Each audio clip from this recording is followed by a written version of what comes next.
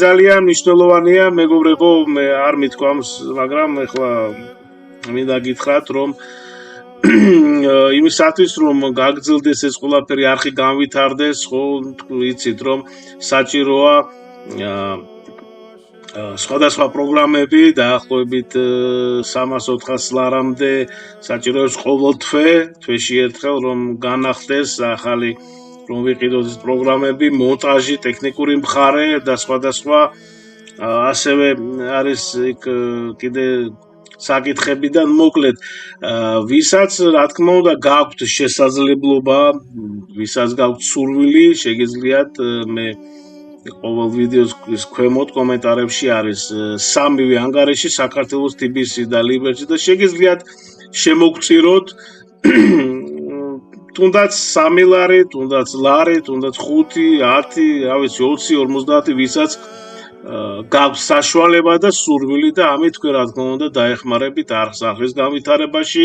თქვენ იცით რომ ეს არხი იმისთვის შეიქმნა რომ ჩვენი ემიგრანტებისთვის ხო ვიც საზღვარგარეთ არიან, ასევე რა თქმა უნდა ვიც საქართველოში ცხოვრობს და ასევე ვისაც აქვს ყურის პრობლემები, ხო, რომ წაიკითხოს ქართული ტიტრები ყველა ვიდეოში არის, დარგზე არის დაახლოებით 8-ზე მეტი ვიდეო და ასევე უსინათლოებისთვის, რადგან მათ შეუძლიათ რომ ესე იგი მოусმინონ ყურსასმენით ან ისეთ ჩვეულებრივად და ამიტომ მოკლედ ერთი სიტყვით კიდევ ერთხელ მინდა გთხოვოთ რომ ერთად გავაკეთოთ ეს, ერთად გავავრცელოთ თქვენს რა თქმა უნდა ამით შეიტანთ წვლილს, ხო, როდესაც შემოგწირავთ, იმიტომ რომ არხი ვითარდება კიდევ ერთხელ ვიმეორებ და რა თქმა უნდა თქვენ შეიტანეთ წვლილი ღვთის სიტყვის და ცოცხალი სიტყვის წმინდა წერილის, სახარების ბიბლიის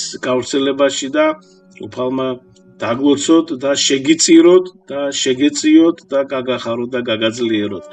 მადლი უფლისა ჩვენისა იესო ქრისტესი და სიყვარული ღვთისა და მამისა და ზიარება სული საწმინდისა იყოს თქვენ ყოველთათან. ამინ. აბა მადლობა და გაიხარეთ. რა იპოვეს არქეოლოგებმა გელათის მონასტრის ტერიტორიაზე?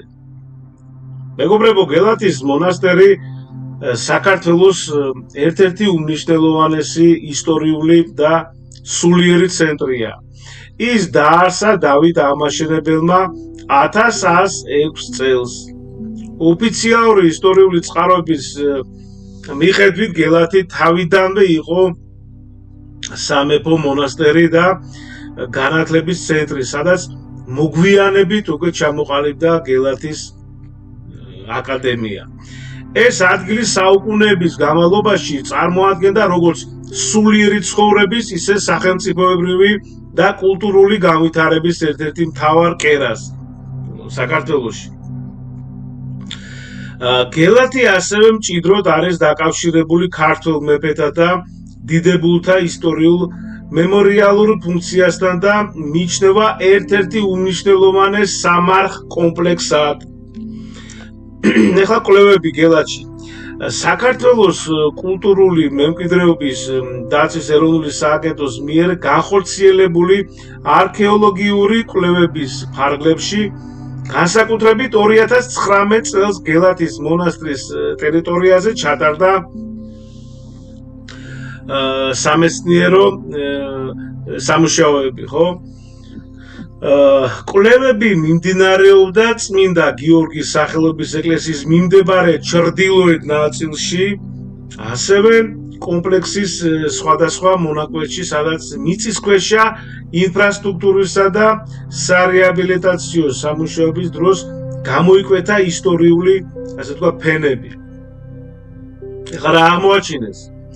სამუშაოების შედეგად გამოვლინდა რამდენიმე მნიშვნელოვანი არქეოლოგიური სტრუქტურა და ფენა.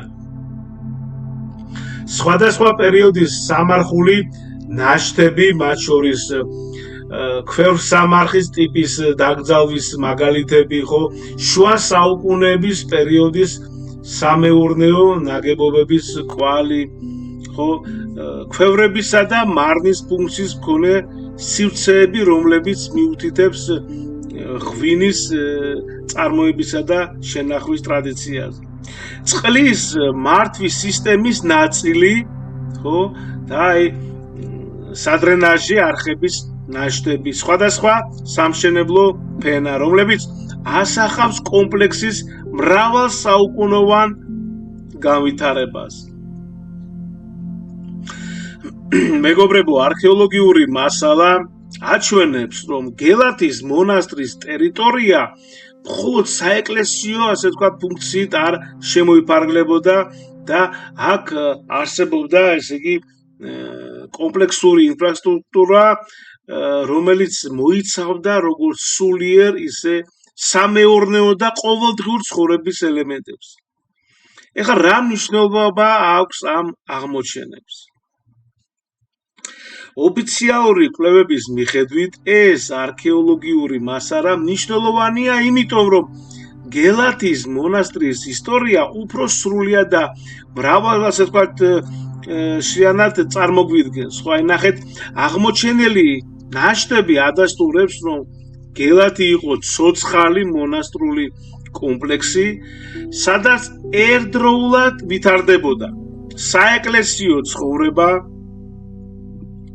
სამეურნეო საქმიანობა, წყლის მართვის სისტემა, საცხოვრებელი და მომსახურე ინფრასტრუქტურა. ეს, ესე იგი, რას გვაჩვენებს? გვიჩვენებს, რომ გელათი არ იყო მხოლოდ სალოცავი ადგილი, არამედ ორგანიზებული და გავითარებული ცენტრი, რომელიც პასუხობდა როგორც სულიერ, ისე პრაქტიკულ საჭიროებებს. ეხლა როგორ ტარდებოდა ეს კვლევები? საქართველოს კულტურული მემკვიდრეობის დაცვის ეროვნული სააგენტოს მონაცემებით სამუშაოები ჩატარდა სამეცნიერო მეთოდოლოგიით, სპეციალისტების მონაწილეობით და თითოეული არქეოლოგიური ფენა დეტალურად იყო შესწავლილი და დოკუმენტირებული, ასე ვთქვათ, რათა შესაძლებელი ყოფილიყო ძეგლის ისტორიის მაქსიმალურად ზუსტი აღდგენა. პატარა დასკვნა რა შეგვიძლია გამოვიტანოთ, მეგობრებო, გელათის მონასტრის არქეოლოგიური კვლევები კიდევ ერთხელ ადასტურებს მის განსაკუთრებულ მნიშვნელობას საქართველოს ისტორიაში. ეს ადგილი მხოლოდ არქიტექტურული ძეგლი არ არის, ხო? არქიტექტურული ძეგლი არ არის, ის წარმოადგენს მრავალსაუკუნოვანი ცხოვრების, კულტურისა და სულიერი ტრადიციის ერთიან ისტორიულ ფენას.